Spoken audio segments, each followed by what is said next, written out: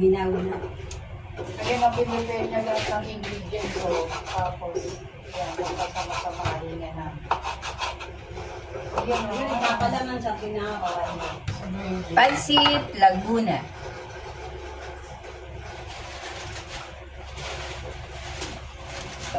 Bigyan mo yung kabit mo.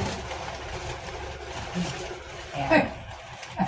Ayan. Yung kabit ko, bigyan mo mamaya. Yung salita ka na naman. Oo.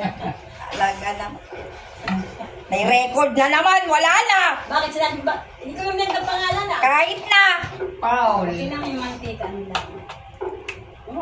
Ininis na mga gamit nila. Oo, malinis talagang Koreano. Yung tulad ng incheck, dura ng dura. Yung kanina, Arabiano. Oo, yung China. Kaya nga parang sakit silang dala eh. Dahil lahat sa China. Kasi yan kung saan niya magustong dumura kahit sa loob ng bahay na dumudura. Chicken. Ang linis ano? Grabe sa kalinisan. Kaya tingnan mo yung mga balat nila. Oo, kasi mahilig sila sa gulay. Oo, puro gulay ang mga yan. Sila, mga Koreano mahilig sa gulay. Pero mahilig mga bit. Yaman yung mga Kurano, mahihirap, mahilig bumabit ng mga mayayaman. Eh, lalo yung mahirap sa kanila, mas maganda cookies kasi gulay ng gulay lang talaga kinakain nila. Eh, dito naman sa atin, mahal ang gulay. Ang galing, ano? Linis. High-tech na high-tech yung ano nila. Gamit. Oo, lalagyan ng konting oil, di ba?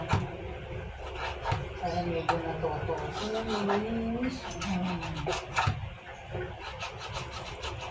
Ipapray niya ng konti yung virgin nila. Hindi ka ng laki? Okay, preparation.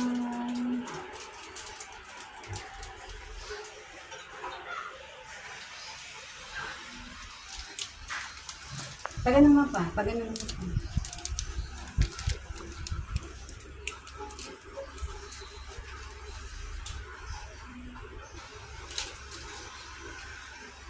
Parang cook sa mandarin ah.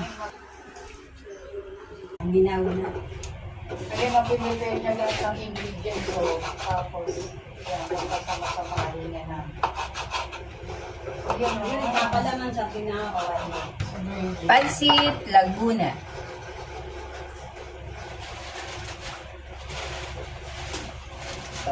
Bigyan mo yung kabit mo. Ayan. Ayan.